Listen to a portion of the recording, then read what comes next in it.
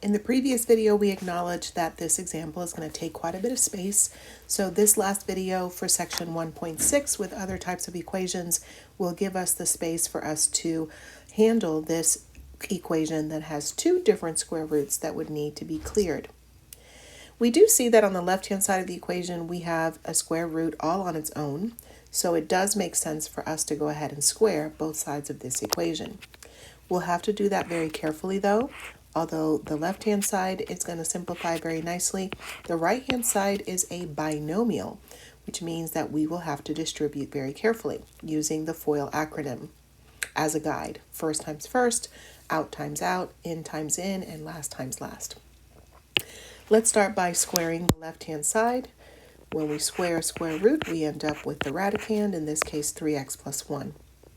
On the right-hand side, as I just mentioned, we'll have to distribute carefully. 3 times 3, which is first times first, will be 9.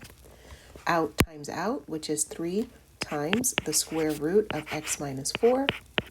In times in will give us another 3 times the square root of x minus 4. And finally, last times last will give us the square root of negative 4 times itself for a total of just x minus 4 without the square root. If you have to pause and think about what we just did to make sense, please do that. If you're ready, we can continue. On the right-hand side of the equation, we're going to gather the like terms. The left-hand side will stay the same for now. We have 9 and then a negative 4 at the very end. That's going to become a 5 total. We do have a single x term as well, so we'll add x.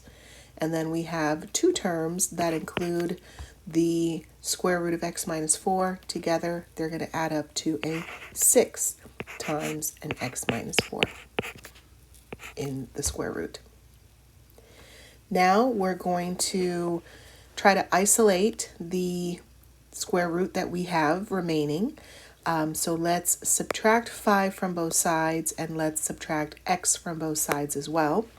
3x minus x will give us 2x on the left. 1 minus 5 will give us a negative 4.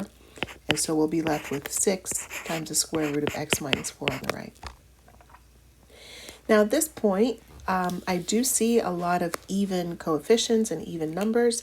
So to simplify before moving forward, I could divide everything by 2.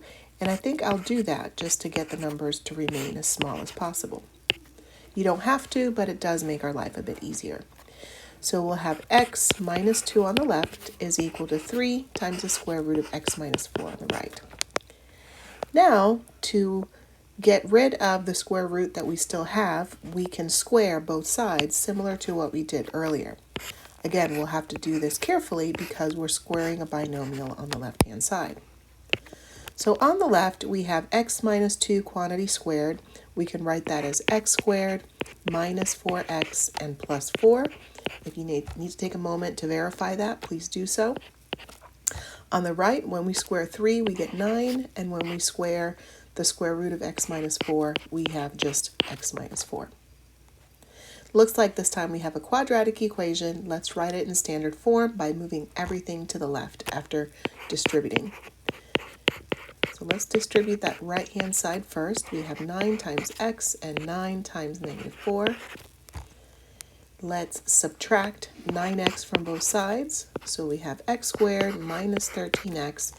And when we add 36 to both sides, we'll have a 4 plus 36 will give us a positive 40 on the left. Thankfully, the trinomial on the left is factorable. This will factor as x minus 5 times x minus 8. And using the zero product property, we have that either x minus 5 must be 0 or x minus 8 must be 0. That gives us two solutions, either x is 5 or x is 8. Recall that any time you're using the technique of squaring both sides of an equation to eliminate radicals, you have to check to make sure that what you think are solutions actually do work. So let's check both of these solutions. In the case of x being equal to 5, we want to verify that the square root of 3 times 5 and then plus 1 does indeed equal 3 plus the square root of 5 minus 4. This is the square root of 16. Does it equal 3 plus the square root of 1? I think in this case we're okay because 4 does equal 3 plus 1. So that means that 5 is indeed a solution. Let's check the value of 8 for x. So we want to verify that the square root of 3 times 8 and then plus 1, does that equal 3 plus the square root of 8 minus 4? So let's see, this is the square root of 25. Does that equal 3 plus the square root of 4? So we have 5 does indeed equal 3 plus 2. So that means that both of these values are indeed solutions.